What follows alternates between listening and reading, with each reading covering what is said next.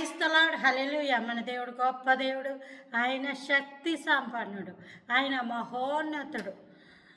29వ తారీఖు 4వ నెల 2026వ సంవత్సరం. మన దేవుడు మనతో మాట్లాడుతున్న చక్కటి మాట నిర్గమాకాండము 15వ అధ్యాయము 26వ వచనం. నిన్ను స్వస్థపరచు యెహోవాను నేనే. మన దేవుడు మనల్ని స్వస్థపరిచే దేవుడు. ఈ స్వస్థత అన్నది ఆత్మకు స్వస్థత, శరీరానికి స్వస్థత. ఆత్మకి రోగాలు ఉంటాయి, ఆత్మలో చచ్చిపోయిన వాళ్ళు ఉంటారు, ఆత్మకు గ్రుడ్డితనం ఉంది. ఈ యుగ సంబంధమైన దేవత వారి మనోనేత్రములకు గ్రుడ్డితనము కలుగజేసనని స్పష్టంగా బైబిల్లో రాయబడి ఉంది. ఆత్మలో చెవిటితనం ఉంటుంది, ఎంత చెప్పిన ఆత్మకు వినబడదు. ఆత్మలో మోగబోయిన వాళ్ళు ఉంటారు, ఆత్మలో మనస్సాక్షికి వాత వేసుకున్న వాళ్ళు ఉంటారు. ఇవన్నీ కూడా స్వస్థపరచబడాలి.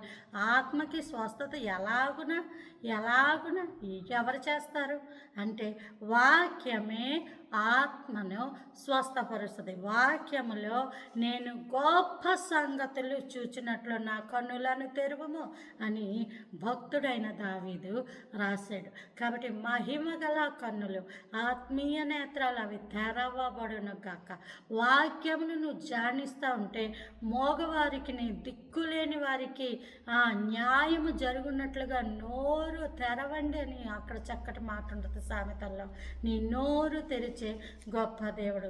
అలా దేవుడు ఆత్మకు కూడా స్వస్థత ఇస్తాడు, అలాగే శరీరానికి కావలసిన సమస్తము కూడా దేవుడు స్వస్థతలు ఇచ్చే గొప్ప దేవుడు, సంపూర్ణ స్వస్థత ఇచ్చే గొప్ప దేవుడు. మనం ఇప్పటికీ అనేకమైన సాక్ష్యాలు వింటూ ఉంటాం. మన జీవితాల్లో కూడా అనేకమైన సాక్ష్యాలు.